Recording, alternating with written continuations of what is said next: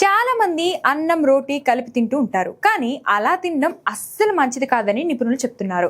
రోటీ అన్నం రెండు వేరువేరు పోషక లక్షణాలు కలిగి ఉంటాయి, కాబట్టి వాటిని కలిపి తినరాదని నిపుణులు చెప్తున్నారు. ఆరోగ్య నిపుణుల అభిప్రాయం ప్రకారం ఒక సమయంలో రోటీ లేదా అన్నం ఏదో ఒకటి మాత్రమే తినాలని చెప్తున్నారు.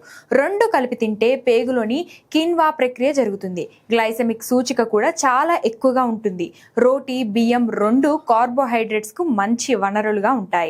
అలాంటప్పుడు రోటీ అన్నం రెండు శరీరానికి శక్తిని అందిస్తాయని ప్రజలు నమ్ముతారు.